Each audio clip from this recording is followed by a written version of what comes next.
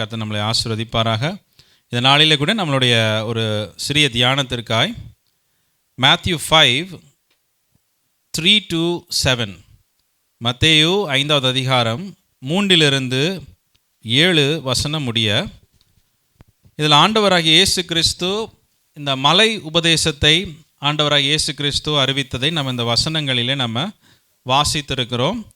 யாராவது ஒருவர் உங்கள் மைக்கில் சத்தத்தை உயர்த்தி நீங்கள் வாசிக்கும்படிக்காய் அன்பாய் கேட்கிறேன். ஆவியில் எளிமை உள்ளவர்கள் பாக்கியவான்கள், பரலோக ராஜ்யம் அவர்களுடையது. துயரப்படுகிறவர்கள் பாக்கியவான்கள், அவர்கள் ஆறுதல் அடைவார்கள். சாந்த குணம் உள்ளவர்கள் பாக்கியவான்கள், அவர்கள் பூமியை சுதந்தரித்துக் கொள்வார்கள். நீதியின் மேல் பசிதாகம் உள்ளவர் பாக்கியவான்கள், அவர்கள் திருப்தி அடைவார்கள்.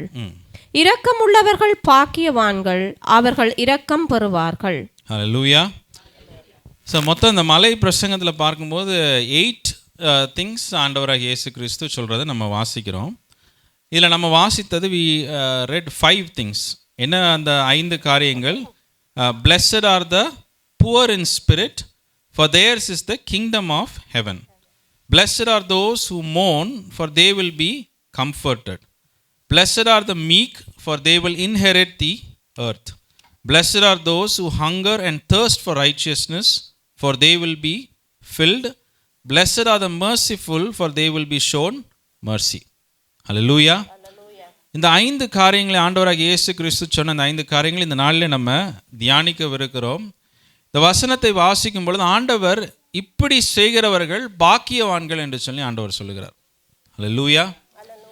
அப்போ ஒரு ஆண்டவர் இடத்துலேருந்து பாக்கியம் என்று சொல்லி பார்க்கும்போது ஒரு ஆசீர்வாதம்னு எடுத்துக்கொள்ளலாம், இல்லை ஒரு ஆண்டவருடைய கிருபையை பெற்றுக்கொள்ளுகிறது, இல்லை ஆண்டவருடைய தயவை பெற்றுக்கொள்ளுகிறது நம்முடைய வாழ்க்கையில். அதை கூட ஒரு பாக்கியமாய் நம்ம அதிலிருந்து நம்ம புரிந்து கொள்ள முடியும். ஹல்லேலூயா. ஒரு ஃபேவர், ஆண்டவருடைய தயவு இன் அவர் லைஃப். நம்ம சில நேரத்தில் சில இடங்களுக்கு போவோம், இவங்க எனக்கு ஃபேவர் பண்ணால் நல்லா இருக்குமே அப்படின்னு நம்ம நினைப்போம். ஹல்லேலூயா. இங்கே அந்த பிரச்சனை இல்லை. இந்தியாவிலலாம் போனோம்னா நமக்கு என்ன தான் எல்லாம் கரெக்டாக டாக்குமெண்ட் எல்லாம் கரெக்டாக இருந்தாலும் we need favour from the officers. ஏதாவது ஒரு விதத்தில் ஒரு தயவு அவர்களுடைய கண்களில் நமக்கு தேவைப்படும். அப்போ தான் நம்ம புரிந்து கொள்ளுகிறோம். நமக்கு ஒரு பெரிய ஆச்சரியமாக இருக்கும். நம்ம என்னமோ பெரிய ஒரு டிஃபிகல்ட்டி சேலஞ்ச் இருக்கிற மாதிரி நம்ம போவோம், அங்கே பார்த்தா திடீர்னு எல்லாம் ஸ்மூத்தாக நடந்து முடிஞ்சிடும். ஹல்லேலூயா. அது ஒரு விதமான பாக்கியமாக இருக்குது. ஆண்டவர் காட்டுகிற ஒரு இரக்கமாய் காணப்படுகிறது. It's a favour from the almighty God. இப்போ ஆண்டவர் கிட்டேருந்து நமக்கு தயவு பெற்றுக்கொண்டோன்னா வேதம் கூறுகிறது யார்கிட்ட இருந்தாலும் தயவை பெற்றுக்கொள்ளலாம். If you receive favour from God, you can receive favour from any person in this world. கரெக்டா? If you don't get favour from God, it's very difficult to get favour from the people. உலகத்தில் இருக்கிற மனிதர்கிட்டருந்து தயவை பெற்றுக்கொள்ளுகிறது, உங்கள் வேலை செய்கிற இடங்களில் தயவை பெற்றுக்கொள்ளுகிறது, நம்ம ஹாஸ்பிட்டல் போகும்போது தயவை பெற்றுக்கொள்ளுகிறது. இட்ஸ் எ வெரி டிஃபிகல்ட்டான ஒரு காரியமாக இருக்குது. But when we have favour from God, தேவனிடத்தில் நம்ம ஒரு நன்மை இரக்கத்தை பெற்றுக்கொள்வோம்னா எங்கே போனாலும் ஒரு செயின் ரியாக்ஷன் மாதிரி. ஏன்னா யார் கண்களில் முதல்ல நமக்கு தயவு கிடைக்கணுமோ அவருடைய கண்கள் நமக்கு என்ன கிடைச்சிருக்கு? தயவு கிடைச்சிருக்கு. அப்போ எங்கே போனாலும் தயவு தானே. ஹல்லேலூயா. நிச்சயமாக எங்கே போனாலும் தயவு தான் அது. அவருடைய பூமி எங்கும் அவருடைய மகிமையினால் நிரப்பப்பட்டிருக்கிற இடமாய் காணப்படுகிறது. எல்லாம் அவராலே சிருஷ்டிக்கப்பட்ட காரியங்கள், எல்லாம் அவரால் இயங்குகிற காரியங்களாக இருக்குது. அது எப்படி? இது அவருடைய கண்களில் நமக்கு தயவு கிடைச்சதுக்கப்புறம் உலகத்தில் எல்லா விஷயத்திலும் ஆண்டவர் நமக்கு தயவை வெளிப்படுத்துவார். ஹல்லேலூயா. வேத வசனம் அப்படித்தான் கூறுகிறது. எரேமியா 42:12 வாசிக்கும் பொழுது, அவன் உங்களுக்கு இறங்குகிறதற்கும் உங்கள் சுய தேசத்துக்கு உங்களை திரும்ப வர பண்ணுகிறதற்கும் உங்களுக்கு இரக்கம் செய்வேன். என்ன ஒரு அருமையான வார்த்தை. வேதம் கூறு, I will show you compassion so that he will have compassion on you. ஆமென்.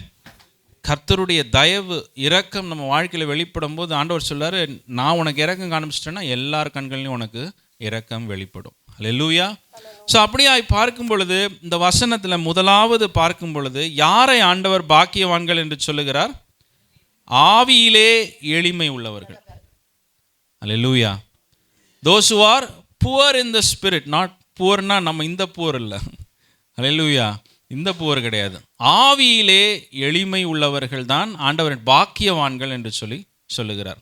அப்போ நான் அதை வாசித்து பார்க்கும்போது யூ கேன் அண்டர்ஸ்டாண்ட் என்ன புரிந்துக்கலாம். புவர் இன் ஸ்பிரிட்னா அதை வெளியே யாரும் பார்க்க முடியாது. அது ஆண்டவருக்கு தான் தெரியும் உங்களுடைய ஸ்பிரிட்டில் நீங்கள் புவராக இருக்கிறீங்களா இல்லையான்னு. ஆண்டவருக்கு தான் தெரியும் how much you are yearning for him. அவருக்காய் நீங்கள் எவ்வளவு தேடுறீங்க, அவரை எவ்வளவு டிபெண்ட் பண்ணி இருக்கிறீங்கிறத God sees our spirit, God sees our heart. அவர் சொல்கிறாரு மனுஷன் வெளிப்புறத்தை பார்க்குறான், அவரோ என்ன பண்ணுறாரு, இருதயத்தை பார்க்கிறவராக இருக்கிறார். அல்லேலூயா. இங்கே ஒரு வசனத்தை ஒரு உவமையை ஆண்டவராக இயேசு கிறிஸ்து சொல்கிறாங்க. லூக்கா 18வது அதிகாரத்தில் லூக் 18:9-14 யாராவது ஒருத்தர் வாசிங்க. லூக் 18:9-14. உன் கண் உனக்கு இடரல் உண்டாக்கினார். 18 வாசிங்க. மற்றவர்களை அற்பமாய் எண்ணின சிலரை குறித்து அவர் ஒரு உவமையை சொன்னார். இரண்டு மனுஷர் ஜெபம் பண்ணும்படி தேவாலயத்திற்கு போனார்கள். ஒருவன் பரிசேயன், மற்றவன் ஆயக்காரன். பரிசேயன் நின்று, தேவனே, நான் பரிகாரர், அநியாயக்காரர், விபச்சாரக்காரர் ஆகிய மற்ற மனுஷரை போலவும் இந்த ஆயக்காரனை போலவும் இராததினால் உம்மை ஸ்தோத்தரிக்கிறேன். வாரத்தில் 2 தரம் உபவாசிக்கிறேன். என் சம்பாத்தியத்தில் எல்லாம் தசமபாகம் செலுத்தி வருகிறேன் என்று தனக்குள்ளே ஜெபம் பண்ணினான். ஆயக்காரன் தூரத்திலே நின்று தன் கண்களையும் வானத்திற்கு ஏறெடுக்க துணியாமல் தன் மார்பிலே அடித்து கொண்டு, தேவனே, பாவியாகி என்மேல் கிருபையாயிரும் என்றான். அவன் அல்ல, இவனே நீதிமானாக்கப்பட்டவனாய் தன் வீட்டுக்கு திரும்பி போனான் என்று உங்களுக்கு சொல்லுகிறேன். ஏனெனில் தன்னை உயர்த்துகிறவன் எவனும் தாழ்த்தப்படுவான், தன்னை தாழ்த்துகிறவன் உயர்த்தப்படுவான் என்றார். அல்லேலூயா. இது ஒரு அருமையான ஒரு ஜெபம். என்ன ஜெபம் என்று சொல்லி பார்க்கும்போது 2 பேரும் தனக்குள்ளே பேசிக்கொண்ட ஒரு ஜெபம். வெளியில் யாருக்குமே தெரியாது. சத்தம் வெளியே தெரிஞ்சிருந்தாவது ஏதாவது நம்ம சொல்லியிருக்கலாம் அவங்க ஜெபத்தை வச்சு. பட் ஆண்டவர் சொல்லார், தனக்குள்ளே அவர்கள் ஆவியிலே அவர்கள் ஜெபித்து கொண்டிருந்த ஒரு காரியமாக இருக்குது. But one person was praying. என்ன ப்ரேயர் பண்ணுறாரு? நான் அதை பண்ணிட்டேன், நான் இதை பண்ணிட்டேன், நான் அதை கொடுத்துட்டேன், இதை கொடுத்துட்டேன், நான் அப்படிலாம் சர்வ் பண்ணேன், இப்படி சர்வ் பண்ணேன் அப்படின்னு சொல்லி அவன் செய்த எல்லா விதமான செல்ஃப் ரைச்சியஸ் திங்ஸ், தான் செய்த எல்லாம் ஆண்டவர் தான் கொடுத்தாரு, எல்லாமே ஆண்டவருடைய இரக்கம்தான். ஆனால் அவர் பார்க்கும்போது நான் அப்படி செஞ்சுட்டேன், நான் தசனபாகம் கொடுத்துட்டேன், நான் அந்த மாதிரி பாவங்களை செய்யலை, அவங்கள பாருங்கள் அவன்லாம் குடிச்சிட்டு வந்தான், நான் குடித்ததே இல்லை என் வாழ்க்கையில், அவன்லாம் சிகரெட் பிடிச்சிட்டு வந்தான், நான் சிகரெட்டே பிடிச்சதில்லை. இப்படி தன்னைத்தானே புகழ்ந்துக்கிற ஒரு எண்ணமாய் காணப்படுகிறது. இது ஆவியில் எளிமை இல்லை என்று சொல்லி ஆண்டவர் சொல்லுகிறார். இந்த வசனம் கூறுகிறது, இந்த ஆயக்காரன் எப்படி ஜெபித்தான்? ஆயக்காரன் தூரத்திலே நின்று தன் கண்களையும் வானத்திற்கு ஏறெடுக்க துணியாமல் தன் மார்பில் அடித்து கொண்டு, தேவனே, பாவியாகிய என்மேல் கிருபையாயிரும் என்றான். அவன் அல்ல, இவனே நீதிமானாக்கப்பட்டவனாய் திரும்ப போனான். அல்லேலூயா. It is not the person who says in his heart that I have done so many good things in my life. அவனுக்கு ஆண்டவர் சொல்றாரு, ஆவியில எளிமை உள்ளவனுக்கு தான் என்ன சொல்றாரு, பரலோக ராஜ்யம்ன்றாரு. அல்லேலூயா. Theirs is the kingdom of God, not to the person who தன்னைத்தானே புகழ்ந்துக்கிற மனிதனுக்கு, அவன் தன்னுடைய கிரியைகளை மற்றொரு இடத்துல சொல்லி நான் இப்படி செஞ்சேன் அப்படி செஞ்சேன்னு சொல்கிறவனுக்கு பரலோக ராஜ்யம் இல்லையா. தன்னைத்தான் தன் இருதயத்தில் என்னதான் நன்மையை செய்தாலும் அது ஆண்டவருடைய நன்மைக்கு ஒப்பாவாது. அல்லேலூயா. ஒரு யூதன் ஆண்டவரை இயேசு கிறிஸ்துட்ட கேட்குறான். நீங்கள் அந்த சம்பவத்தை நீங்கள் வாசிச்சிருப்பீங்க. டு கோ டு ஹெவன், நான் பரலோகத்துக்கு போகிறதுக்கு என்ன நன்மையான காரியங்களை நித்திய ஜீவனை பெற்றுக்கொள்ளுகிறதுக்கு என்ன நன்மையான காரியத்தை செய்யணுன்றான். ஆண்டவர் சொல்கிறாரு, தேவன் ஒருவரே நல்லவராக இருக்கிறார். ஸ்டாண்டர்டை உயர்த்திட்டார் ஆண்டவர். நீ என்ன கேட்குற என்கிட்ட, நல்ல விஷயம் என்ன செஞ்சால் நான் பரலோகத்துக்கு போவேன், நித்திய ஜீவனுக்கு போவேன்றார். அவர் என்ன சொல்கிறார், நல்லதுங்கிற வார்த்தைக்கு டெஃபினிஷனே ஆண்டவர் தான். அல்லேலூயா. அப்போ நீ அந்த அளவுக்கு நீ நன்மை செய்தால் தான் என்ன பண்ண முடியும், நித்திய ஜீவனுக்குள்ளே நீ போக முடியும்ட்டார் ஆண்டவர். அல்லேலூயா. எப்படி ஒரு வித்தியாசமான பதில். அவன் கேட்ட கேள்வியிலேயே அவனை ஆண்டவர் பேசுகிறார். நித்திய ஜீவனை பெற்றுக்கொள்ளுவதற்கு நான் என்ன நன்மையான காரியங்களை செய்யணும், என்ன நன்மைன்னு கேட்கிற தேவன் ஒருவரே நல்லவராக இருக்கிறார். There is only one God who is good அப்படின்னு சொல்லி ஆண்டவர் சொல்லுகிறார். அல்லேலூயா. அப்போ நம்மளுடைய எண்ணங்கள் சிந்தனைகள் எல்லாம் தேவனுக்கு முன்பாக பார்க்கும் பொழுது அது கந்தலான ஒரு துணியாக இருக்குது என்று சொல்லி தான் வேதம் கூறுகிறது. அதை நம்ம இருதயத்தில் உணர்ந்தவர்களாக இருக்கணும். நம்மளை காட்டிலும் எத்தனையோ பேர் அருமையான நன்மையான காரியங்களை செய்திருக்கிறாங்க. எத்தனையோ நல்ல காரியங்களை செய்து கொடுத்து அவர்கள் எத்தனையோ காரியங்களை செய்து இந்த பூமியை விட்டு சிலர் தன்னுடைய ஜீவனையே இரத்த சாட்சியாய் மரித்து அவர்கள் இந்த பூமியை விட்டு கடந்து போனவர்களாக இருக்கிறாங்க. அல்லேலூயா. ஆனாலும் ஆண்டவர் சொல்லுகிறார், தேவன் ஒருவரே நல்லவராக இருக்கிறார். Only God is good. நம்ம பண்ணுறது எல்லாம் எப்படி இருக்கும்? அவரோட கம்பேர் பண்ணும்போது ஒரு கந்தலான ஒரு துணியை போல தான் இருக்குது. அல்லேலூயா. அதுதான் ஆவியில் எளிமை உள்ளது. புவர் இன் தி ஸ்பிரிட். அவனுக்கு தெரியுது எவ்வளவு நன்மையை செய்தாலும் பரலோக ராஜ்யத்தை நாம் பெற்றுக்கொள்ள முடியாது.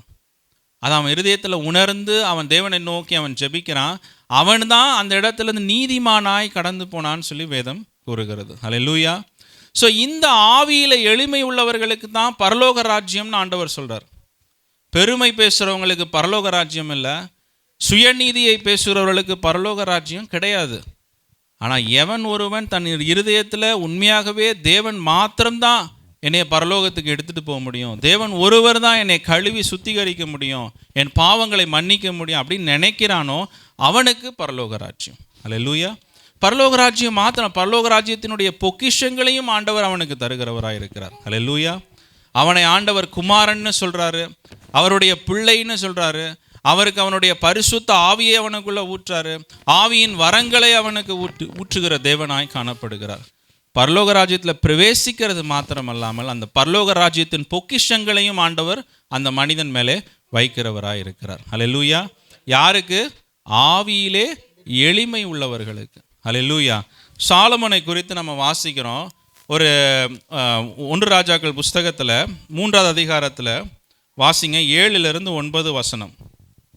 1 ராஜாக்கள். இப்போதும் என் தேவனாகிய கர்த்தாவே, தேவரீர் உமது அடியேன் என் தகப்பனாகிய தாவீதின் ஸ்தானத்திலே ராஜாவாக்கினீரே. நானோ வென்றால் போக்கு வரவு அறியாத சிறுபிள்ளையாயிருக்கிறேன். நீர் தெரிந்து கொண்டதும் ஏராளத்தினால் எண்ணிக்கைக்கு அடங்காததும் இலக்கத்துக்கு உட்படாததுமான திரளான ஜனங்களாகிய உமது ஜனத்தின் நடுவில் அடியேன் இருக்கிறேன். ஆகையால் உமது ஜனங்களை நியாயம் விசாரிக்கவும் நன்மை தீமை இன்னதென்று வகையறுக்கவும் அடியேனுக்கு ஞானமுள்ள இருதயத்தை தந்தருளும். ஏராளமாயிருக்கிற இந்த உமது ஜனங்களை நியாயம் விசாரிக்க யாராலே ஆகும் என்றான். ஆமென், ஆமென். இதுதான் ஆவியிலே எளிமை உள்ள ஒரு ஜெபமாய் காணப்படுது. இந்த வசனம் கூறுகிறது, இப்போதும் என் தேவனாகிய கர்த்தாவே, தேவரீர் உமது அடியேனை என் தகப்பனாகிய தாவீதின் ஸ்தானத்திலே ராஜாவாக்கினி. நானோவென்றால் போக்கு வரவு அறியாத சிறு பிள்ளையாயிருக்கிறேன். அல்லேலூயா. இப்படி யாராவது ஜெபிச்சிருக்கிறோமா? நம்ம கொஞ்சம் சக்ஸஸ் வந்துட்டாலே நம்மளுடைய ஜெபங்கள் வேறு மாதிரி வாய்ப்பு இருக்குது. நான் மாறுகிறோமான்னு தெரியல, பட் வாய்ப்பு இருக்குது. ஆனால் ராஜாவினுடைய ஸ்தானத்திலே சாலமன் உட்கார்ந்து கொண்டு இருக்கிறார். He is ruling the entire nation of Israel. அவனுடைய ஜெபம் எப்படி காணப்படுகிறது? அவன் ஆவியில் ஜெபிக்கிற ஆண்டவரிடத்துல, போக்கு வரவு தெரியாத ஒரு சிறு பிள்ளையை போல நான் இருக்கிறேன். அல்லேலூயா. கர்த்தருக்கு அப்படியே ஆவியிலே எளிமை உள்ளவன் அப்படின்னு பார்த்தாரு. இப்படி யாராவது நம்ம ஜெபிச்சிருப்போமா நம்ம லைஃப்பில்? இத்தனை வருஷத்தில் இவ்வளோ அனுபவத்தை பெற்றதுக்கப்புறம், ஆண்டவரே எனக்கு இதை செய்ய ஒன்றுமே தெரியாது, எனக்கு அருகதையும் இல்லை, இதை செய்கிறதுக்கு எனக்கு பலனும் இல்லை, ஆண்டவரே எனக்கு செய்ய உதவி செய்யுங்க. அதுதான் ஆவியிலே எளிமை உள்ள ஒரு ஜெபமாய் காணப்படுகிறது. அல்லேலூயா. அந்த ஜெபத்தை ஆண்டவர் கேட்டு அவனை ஞானத்தினால் நிரப்பினது மாத்திரமல்ல, இந்த பூமியின் ஆசீர்வாதங்களை எல்லாம் அவனுக்கு கொடுத்து அருளின தேவனாய் இருக்கிறார். ஹல்லேலூயா, ஹல்லேலூயா. இந்த காலை வேளையில் பிரியமானவர்களே, இந்த ஆவியில் எளிமை உள்ளவர்களாக இருக்கும் பொழுது தான் பரலோக ராஜ்யத்தில் பிரவேசிக்க முடியும். அப்போ என்ன பண்ணணும்? நம்ம ஆண்டவர் சொல்லுகிறார், நீ மனம் திரும்பி தேவனுடைய ராஜ்யத்தில் பிரவேசிக்கணும்ன்றாரு. ஹல்லேலூயா. மனம் திரும்பணும்னா முதல்ல நீங்கள் ஒரு பாவின்னு உணரணும். அதுவே ஒரு ஆண்டவருடைய கிருபையாய் காணப்படுகிறது. மனம் திரும்புதலே ஒரு ஆண்டவருடைய கிருபையாய் காணப்படுகிறது. அப்போ மனம் திரும்பணும், நான் ஒரு பாவின்னு அறிக்கையிடணும், தன் பாவத்தை ஆண்டவர் சமூகத்தில் ஒப்பு கொடுக்கணும், ஆண்டவருடைய இரத்தத்தினாலே கழுவப்படணும், அவர் சொல்லுகிற வார்த்தைகளுக்கு இணங்கி நம்ம நடக்கணும். அதுதான் உண்மையாகவே ஆவியிலே எளிமை உள்ளவர்கள் வெளிப்படுத்துகிற காரியமாக இருக்கிறது. ஹல்லேலூயா. only for those people God is going to give the kingdom. Hallelujah. The kingdom of heaven, the doors will open only for those who repent and come into the kingdom. Hallelujah. மற்றபடி சும்மா நடந்து நான் இஷ்டப்படி போய் பரலோக ராஜ்யத்தில் போயிடுவேன்னு நினைக்கிறவங்க ஒரு நாளும் போக முடியாது. மனம் திரும்புங்கள், பரலோக ராஜ்யம் என்னவா இருக்குது? சமீபமாக இருக்குதுன்றாரு. The doors of heaven will open for those who are willing to repent, not for everyone. Hallelujah. பரலோக ராஜ்யத்தின் அந்த கதவை திறக்கணும்னா என்ன வேணும்? மனம் திரும்புதல் வேணும். You need the keys to open the door. The key is the repentance. Hallelujah. அந்த மனம் திரும்புதலை வெளிப்படுத்தும் பொழுது நம்மளுடைய வாழ்க்கையில் ஆண்டவர் அற்புதங்களை செய்கிறவராய் இருக்கிறார். ஹல்லேலூயா. ஏசாயா 66:2 சொல்லுகிறது, என்னுடைய கரம் இவைகளை எல்லாம் சிருஷ்டித்ததினாலே இவைகள் எல்லாம் உண்டாயின என்று கர்த்தர் சொல்லுகிறார். ஆனாலும் சிறுமைப்பட்ட ஆவியில் நொறுங்குண்ட என் வசனத்தை நடுங்குகிறவனாயே நோக்கி பார்ப்பேன் என்று சொல்லுகிறார். ஹல்லேலூயா. Who will God have show favor? யாருக்கு ஆண்டவர் தன்னுடைய தயவை வெளிப்படுத்துவாரா? வசனம் கூறுகிறது, ஆவியில் நொறுங்குண்டு என் வசனத்துக்கு நடுங்குகிறவனையே நோக்கி பார்ப்பேன். Hallelujah. One who is poor in the spirit and who is relying on the word of God, அவனை தான் ஆண்டவர் என்ன பண்ணுவாராம்? தயவாய் நோக்கி பார்ப்பார். Hallelujah. ஆண்டவருடைய தயவை இன்னைக்கு நம்ம பெற்றுக்கொள்ளணும்னா நம்முடைய வாழ்க்கையில் என்ன பண்ணணும்? ஆண்டவரை சார்ந்து, அவருடைய வசனத்தை சார்ந்து இருக்கிற ஒரு ஆண்டவருடைய வசனத்திற்கு பயப்படுகிற ஒரு எண்ணமும் சிந்தனை இருக்கும் பொழுது ஆண்டவருடைய கண்களில் நமக்கு என்ன கிடைக்கும்? தயவு கிடைக்கும் என்று சொல்லி வேதம் கூறுகிறது. ஹல்லேலூயா. You are blessed. நீங்கள் பாக்கியத்தை பெற்றுக்கொள்வீர்கள். எந்த விஷயத்தில் உங்களுக்கு பாக்கியம் வேண்டும் இந்த காலை வேளையில், எந்த விஷயத்தில் உங்களுடைய வாழ்க்கையில் ஒரு விடுதலை வேண்டும், ஆண்டவர் சார் நீ ஆவியிலே எளிமைப்படணும். ஹல்லேலூயா. நீ மனம் திரும்பி ஆண்டவராகிய இயேசு கிறிஸ்துவை நீ ஏற்றுக்கொள்ளணும். ஹல்லேலூயா. அவருடைய வார்த்தைக்கு நீ உட்பட்டு நடந்து பயந்து நடுங்கிறவனா இருந்தனா ஆண்டவர் சொல்லுகிறார், அவருடைய தயவை உனக்கு வெளிப்படுத்துவேன் என்று சொல்லி ஆண்டவர் சொல்லுகிறார். ஹல்லேலூயா. ஹல்லேலூயா. அப்போ அந்த வசனத்தை நம்ம நேசிக்கிறவர்களாய் காணப்படணும். வசனத்தை என்ன பண்ணணும்? நேசிக்கணும். வசனத்தை எப்படி நேசிக்கிறது? நம்ம எப்படி நேசிக்கலாம் வசனத்தை? தலைவாணி கடியில் பில்லோ கடியில் பைபிளில் வச்சு படுத்தா ஆண்டவருடைய வார்த்தையை நேசிக்கலாம். சிலர்லாம் அது தூசி அதில் வந்து என்ன சொல்கிறது, ஸ்பைடர்லாம் வந்து அதில் இதெல்லாம் கட்டிருச்சு, வீடே கட்டிருச்சு. சிலர் அந்த இது வந்து வீடை கட்டி அது ரெண்ட்டு விடுற அளவுக்கு சிலர் அப்படியே பைபிளில் தொடாமல் பத்திரமா வச்சுக்கிறது. அப்படி இருந்தோம்னா அது வசனத்தை நேசிக்கிற அனுபவம் இல்லை. வசனம் நம்ம பைபிள் எப்படி இருக்கணும்? பழசாக இருக்கணும். வாசித்து நம்ம பைபிள் வந்து என்னவா இருக்கணும்? டிஜிஎஸ் தினகரன் சொல்லுவாங்கள்ல, அந்த அங்கிள் சொல்லுவாங்க, அவங்க 6 முறை வாசித்து அந்த பைபிளே கிழிஞ்சு போச்சுன்னுவாங்க. அப்படி வாசித்து அப்படி நேசிக்கிறவர்களுக்கு ஆண்டவர் தன்னுடைய தயவை வெளிப்படுத்துகிற தேவனாக இருக்கிறார். ஹல்லேலூயா. எனக்கு தெரியும் நம்ம எல்லாருக்கும் கொஞ்சம் டைம் தான் இருக்குது. ஒவ்வொரு நாளும் பிள்ளைகளை பார்க்கணும், வேலைக்கு போகணும். we have so many things to do, but we have to love the word of God in our life. Hallelujah. அதை வாசிக்கும் பொழுது ஆண்டவர் நம்மளுடைய கண்களில் தயவை வெளிப்படுத்துகிறவராக இருக்கிறார். ஹல்லேலூயா. இரண்டாவது காரியமாய் பார்க்கும் பொழுது மத்தேயு 5வது அதிகாரம் 4வது வசனத்தை வாசிங்கள். ஆமென். ஹல்லேலூயா. ஆண்டவர் சொல்லுகிறார், யாரெல்லாம் வந்து துயரப்படுகிறார்களோ, யாரெல்லாம் வந்து என்ன பண்ணுறாங்க? துயரப்படுகிறார்கள், கஷ்டப்படுகிறார்கள், வேதனைப்படுகிறார்கள், அவர்களை ஆண்டவர் என்ன பண்ணுறார்? ஆறுதல் அடைய செய்வேன் என்று சொல்லுகிறார். ஹல்லேலூயா. எத்தனை பேருக்கு இந்த காலை வேளையில் ஆறுதல் வேணும்? ஆமென். யாராவது ஆறுதலாக ஒரு வார்த்தை நம்மகிட்ட பேச மாட்டாங்களா? ஆறுதலாக எனக்கு ஒரு நன்மையை செய்ய மாட்டாங்களா? என்னை விசாரிக்க மாட்டாங்களா? என்னைய கால் பண்ண மாட்டாங்களா? என்னை இங்கே கூட்டிகிட்டு போக மாட்டாங்களா? எனக்கு ஏதாச்சும் ஒரு உதவி செய்ய மாட்டாங்களா? இப்படி நம்ம யோசிக்கிறோம். ஆண்டவர் என்ன சொல்கிறாரு? துயரப்படுகிறவர்கள் பாக்கியவான்கள், அவர்கள் ஆறுதல் அடைவார்கள். யார் ஆறுதல் பண்ணுவாரா? தேவன் நம்மளை ஆறுதல் செய்கிற தேவனாக இருக்கிறார். ஹல்லேலூயா. இஸ்ரவேல் ஜனங்கள் பாருங்க, அடிமைத்தனத்தில் இருக்கும் பொழுது 400 வருஷம் அடிமைத்தனத்தில் இருக்கிறார்கள். அந்த நேரத்தில் அவளுடைய வாழ்க்கையில் மிகப்பெரிய கஷ்டம், துக்கம், வேதனையாய் காண. They were so much trouble in their life, so much difficulty in their life. அந்த நேரத்தில் ஆண்டவரை நோக்கி அவர்கள் துயரத்தினாலே அழுது ஆண்டவரை நோக்கி பார்க்கிறார்கள். அந்த நேரத்தில் ஆண்டவர் என்ன பண்ணுறாரு? அவங்களுடைய துயரத்தை ஆண்டவர் கேட்டேன் என்று சொல்லுகிறார். அவருடைய வேதனைகளை என்ன பண்ணுறார் ஆண்டவர்? God heard their cries என்று சொல்லி வேதம் கூறுகிறது. God heard the misery that they were in. அப்போ என்ன பண்ணார் ஆண்டவர்? மோசேயை அந்த இடத்திற்கு ஆறுதல் படுத்தும்படிக்காய் மோசேயை அவர் அனுப்பின தேவனாக இருக்கிறார். ஹல்லேலூயா. அன்னாள் தேவ சமூகத்தில் அழுது புலம்பும் பொழுது தேவன் என்ன பண்ணார்? அவரோட வார்த்தையை அனுப்பி அன்னாளை ஆறுதல் படுத்தின தேவனாக இருக்கிறார். ஹல்லேலூயா. when we are suffering, நம்ம துக்கத்திலையும் வேதனைகளிலும் இருக்கும் பொழுது ஆண்டவருடைய ஆறுதலை ஆண்டவர் நம் வாழ்க்கையில ஊற்றுகிறவராக இருக்கிறார். ஹல்லேலூயா. எதற்கு எனக்கு இந்த துக்கம்னு கேட்கறது ஒரு விஷயம், எனக்கு ஏன் இந்த கஷ்டம்னு கேட்கறது அது ஒரு எல்லார் மனதில் இருக்கிற ஒரு கொஸ்டின் தான். ஆனால் வேதம் கூறுகிற 2 கொரிந்தியர் 1வது அதிகாரத்தில் நீங்கள் வாசித்து பார்க்கும்போது நாம் ஏன் கஷ்டப்படுகிறோமா, தேவனுடைய ஆறுதலை நாம் என்ன பண்ணுகிறோம்? ருசிக்கிறோம், பெற்றுக்கொள்ளுகிறோம். அந்த ஆறுதல் மற்றவர்களுக்கு கடந்து செல்லும்படிக்கு தான் ஆண்டவர் என்ன பண்ணியிருக்கிறாரு? நம்மளை அப்படியான ஒரு வழியில் ஆண்டவர் நம்மளை அனுமதிக்கிறவராக இருக்கிறார். ஹல்லேலூயா. God is comforting us so that we can be a comfort to others. ஹல்லேலூயா. இப்போ வேற யார் பேசுகிறத காட்டிலும் நீங்கள் கஷ்டப்பட்டவங்க நீங்கள் ஆறுதல் சொல்லும் பொழுது அது ஒரு வேற ஆறுதலாய் காணப்படுகிறது இல்லையா?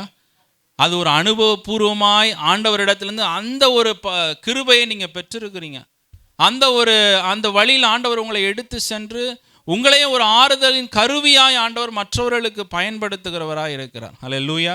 நீங்கள் சொல்லும் பொழுது தான் அந்த தைரியம் மற்றவர்களுக்கு வெளிப்படுகிறது. நீங்கள் சொல்லும் பொழுது தான் அந்த நம்பிக்கை அவர்களுக்கு வெளிப்படுகிறதாய் காணப்படுகிறது. ஹல்லேலூயா. 2 கொரிந்தியர் 1வது அதிகாரத்தில் வாசிங்கள், அந்த 4வது வசனத்தை வாசிப்போம். 2 கொரிந்தியர் 1:4. தேவனால் எங்களுக்கு அருளப்படுகிற ஆறுதலினாலே எந்த உபத்திரவத்தில் ஆகிலும் அகப்படுகிறவர்களுக்கு நாங்கள் ஆறுதல் செய்ய திராணி உள்ளவர்களாகும்படி எங்களுக்கு வரும் சகல உபத்திரவங்களிலேயும் அவரே எங்களுக்கு ஆறுதல் செய்கிறவர். ஆமென், ஆமென், ஹல்லேலூயா. வசனம் நம்மளுடைய வாழ்க்கையில் வருகிற கஷ்டத்துக்கு வசனம் ஒரு பதிலை கொடுக்கிறது.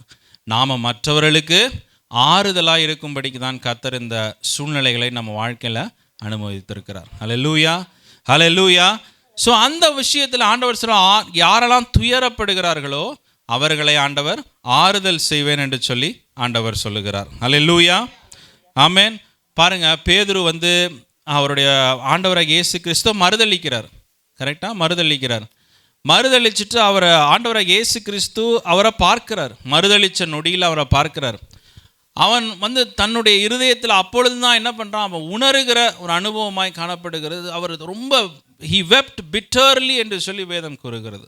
ரொம்ப துயரத்திலே அவன் காணப்பட்டவனாய் இருக்கிறான். ஐயோ, இந்த தேவனை நான் மறுதளிச்சிட்டேனே, இந்த தேவனுக்கு விரோதமாய் நான் செய்து விட்டேனே என்று சொல்லி அவனுடைய இருதயத்தில் மிகவும் துக்கப்பட்டவனாய் காணப்படுகிறான்.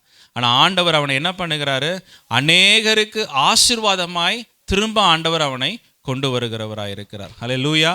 அப்போ எத்தனை பேர் மறுதளிச்சிருந்தாங்களோ அவங்க எல்லாருக்கும் பேதுரு என்னவா மாறிட்டார், ஒரு அடையாளமாய் மாறி ஒரு ஆறுதலாய் மாறிவிட்டார். அவருடைய வாழ்க்கை ஒரு ஆறுதலாய் காணப்படுகிறது என்று சொல்லி நம்ம வேதத்தில் பார்க்கிறோம். ஹல்லேலூயா. இப்படி தான் நம்முடைய வாழ்க்கையில் ஆண்டவர் நம்ம என்ன கஷ்டப்பட்டாலும் ஆண்டவருடைய ஆறுதல் நம்ம வாழ்க்கையில் கடந்து வருகிறதாய் காணப்படுகிறது. நம்ம இந்த நேரத்தில் ஏதோ ஒரு வேதனையில் இருக்கலாம், ஏதோ ஒரு கஷ்டத்தில் இருக்கலாம், but God's comfort is coming upon you this morning. Hallelujah. God's comfort is falling upon you this morning. Hallelujah. So that you can be a blessing for somebody around you. உங்களை சுற்றி இருக்கிற யாரோ ஒருவருக்கு நீங்க ஆறுதலாக இருக்கும்படிக்காய் கர்த்தர் விரும்புகிறார். Hallelujah. மூன்றாவது காரியமாய் பார்க்கும் பொழுது மத்தேயு 5:5 வாசியுங்கள்.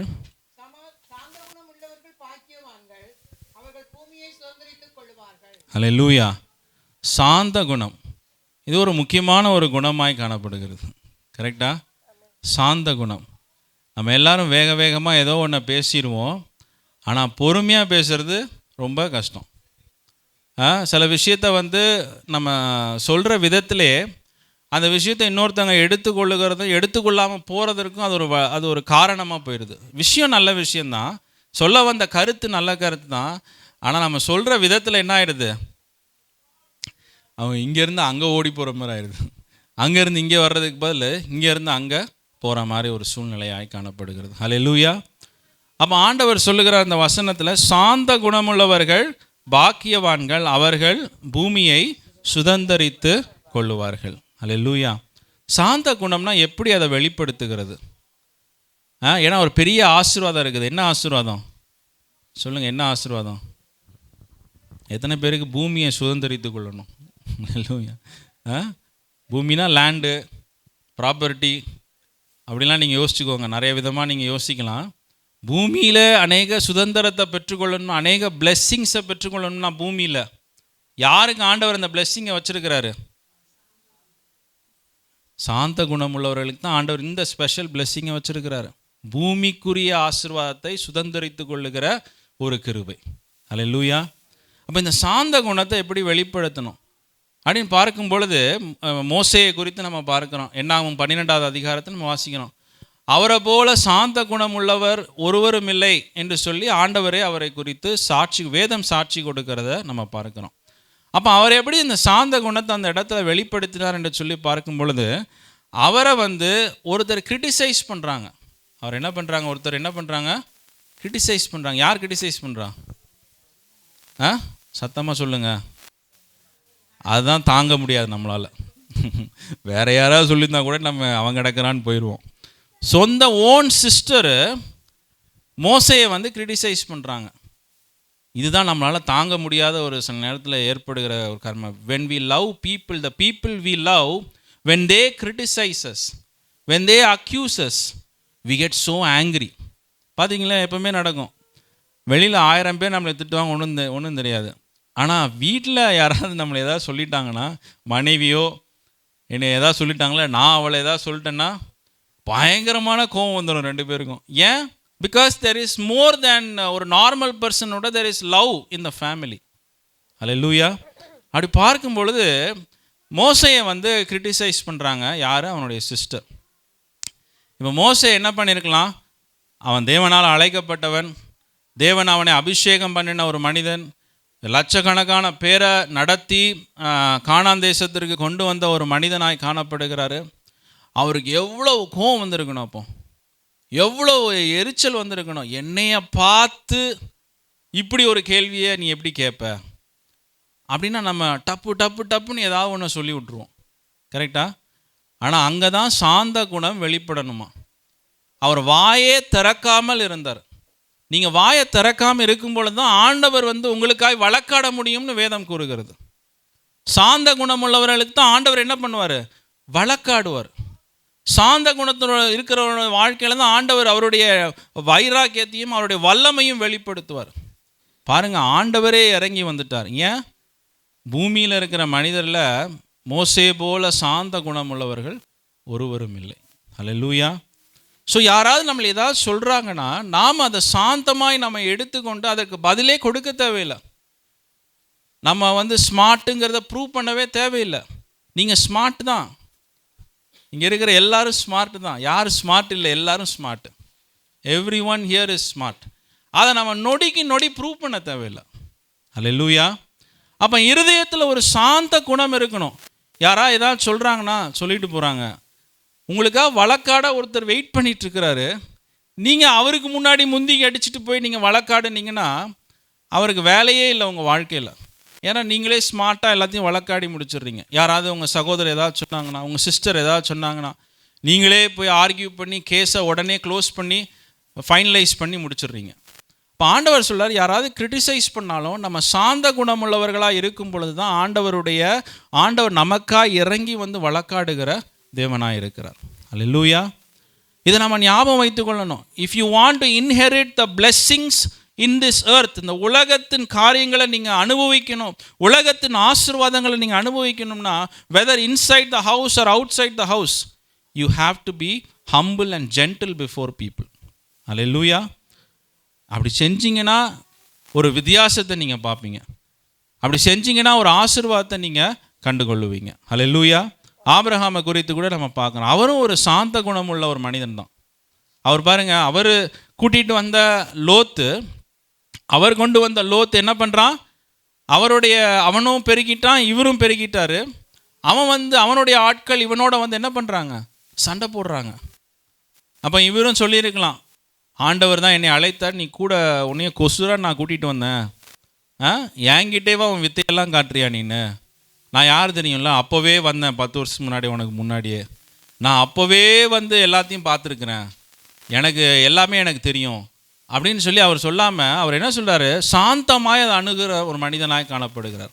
அவர் சொல்கிறாரு, உனக்கு எந்த இடம் வேணுமோ நீ எடுத்துக்கோ, உனக்கு என்ன வேணுமோ நீ எடுத்துக்கோ, என்னோட உரிமை தான், ஆனால் உனக்கு என்ன வேணுமோ நீ எடுத்துக்கோ, நான் நீ எந்த பக்கம் போறியோ அதுக்கு ஆப்போசிட் சைடு நான் பார்த்துக்கிறேன் அப்படின்றாரு. அல்லேலூயா.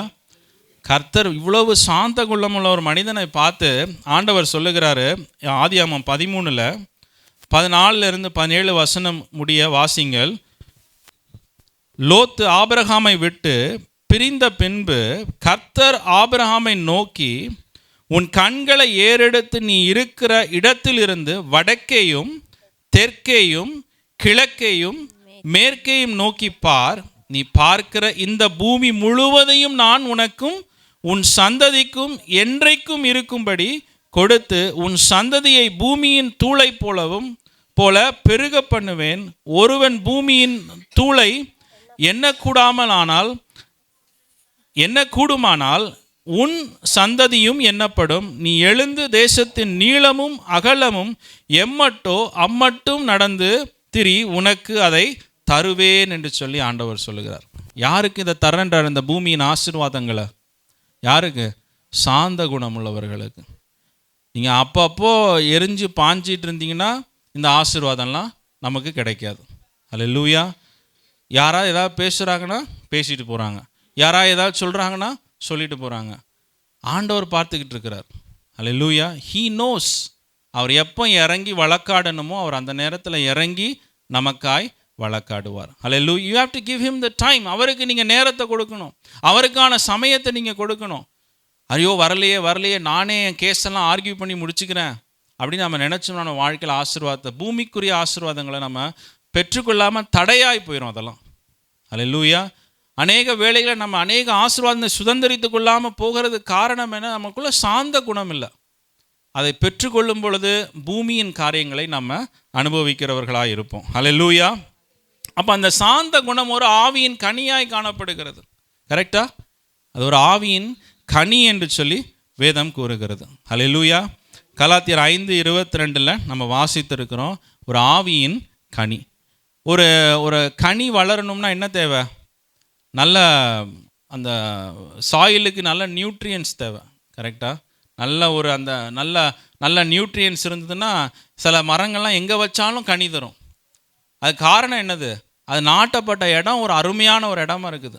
சாயில் அவ்வளோ ரிச்சாக இருக்குது, அவ்வளோ நியூட்ரியன்ஸாக இருக்குது. அதை எங்கே வச்சாலும் அந்த மரம் அருமையாக வளர்ந்து கனி கொடுக்குற ஒரு மரம், ஸ்வீட்டான கனிகளை கொடுக்குற மரமாக இருக்குது. ஏன்? அந்த நியூட்ரியன்ஸ், அந்த சாயில் நாட்டப்பட்ட ஒரு இடமாய் காணப்படுகிறது. ஆமாம், அந்த நியூட்ரியன்ஸை, அந்த சாயிலுக்கு தேவையான நியூட்ரியன்ஸை ஆண்டவருடைய வார்த்தை தான் நம்ம வாழ்க்கையில் கொடுக்கிறதாய் காணப்படுகிறது. அல்லேலூயா.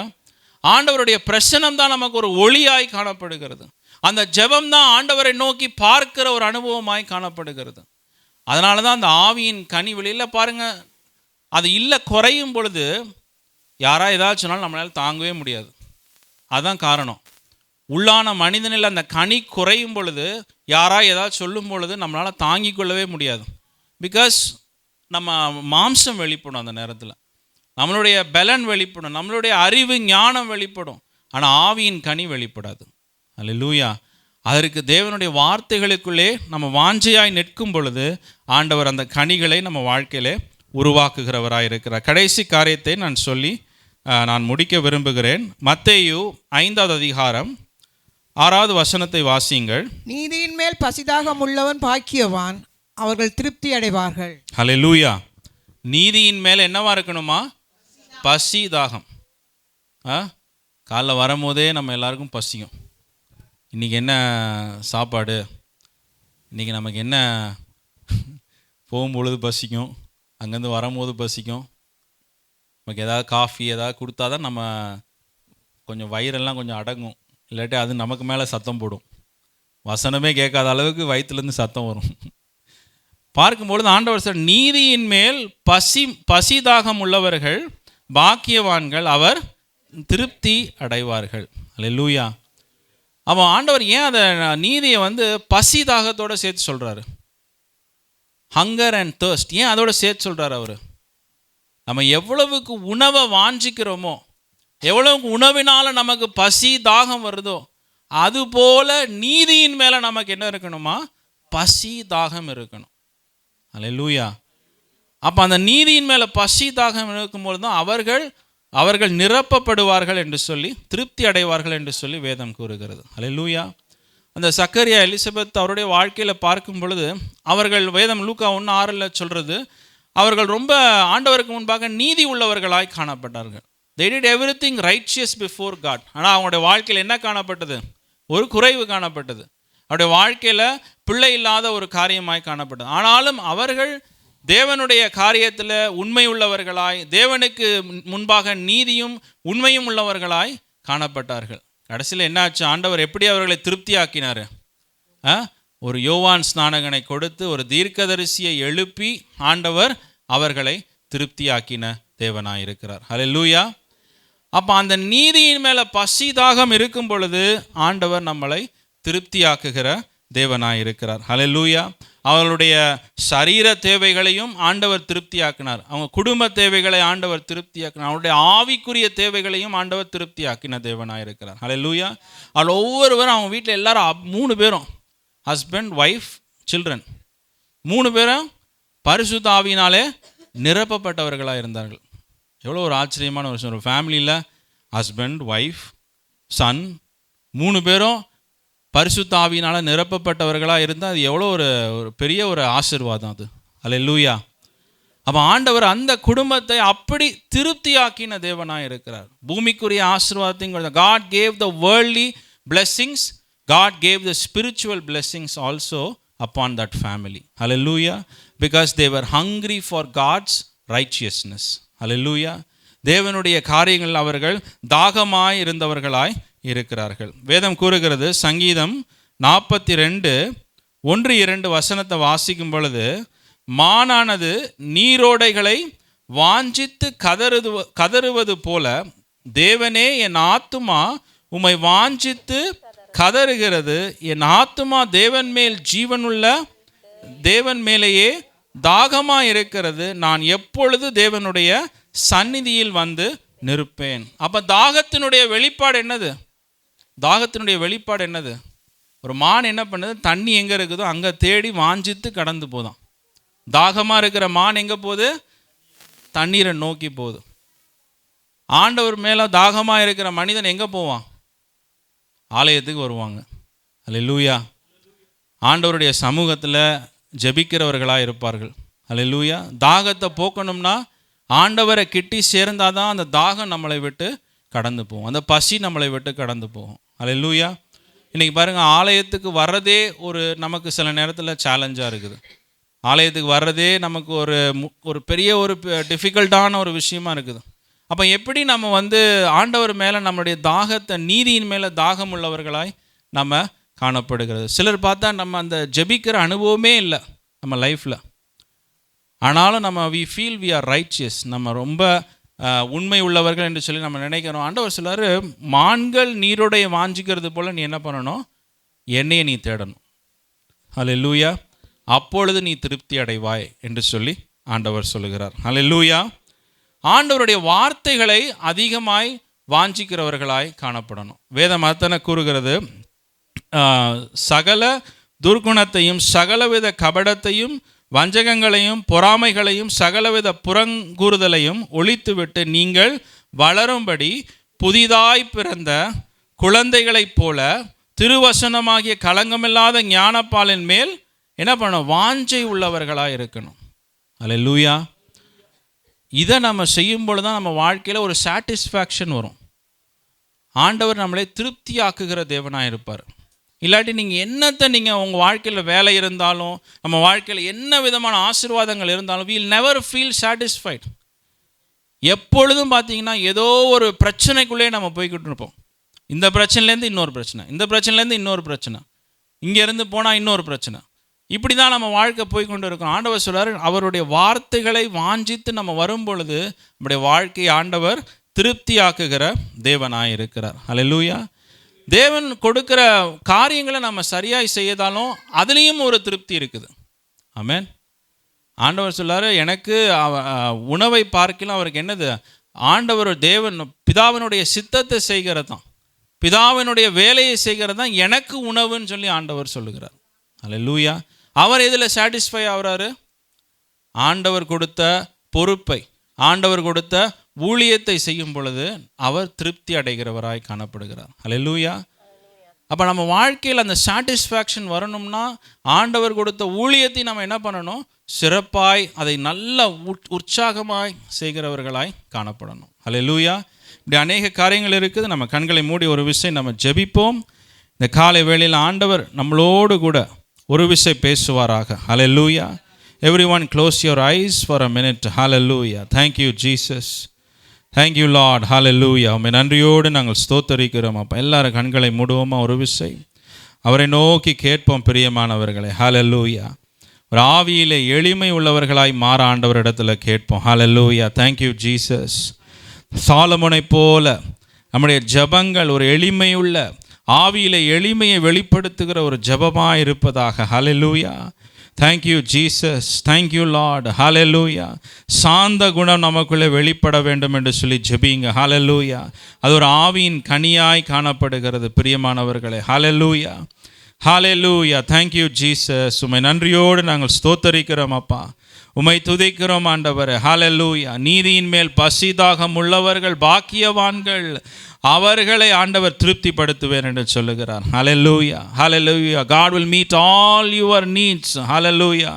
கர்த்தர் உங்களுடைய தேவைகள் எல்லாவற்றையும் அவர் சந்திப்பார். முதலாவது தேவனுடைய ராஜ்யத்தையும் அவருடைய நீதியையும் தேடுங்கள், மற்றவை எல்லாம் உங்களுக்கு சேர்த்து கொடுக்கப்படும் என்று சொல்லியிருக்கிறார். Hallelujah. ஹalleluya. அவருடைய நீதியை தேடும் பொழுது எல்லாம் ஆண்டவர் சேர்த்து கொடுப்பேன் என்று சொல்லுகிறார். உங்களை திருப்தியாக்குவேன் என்று சொல்லுகிறார். ஹalleluya. எத்தனை பேருக்கு இந்த காலை வேளை எனக்கு திருப்தி வேணும்? ஹalleluya.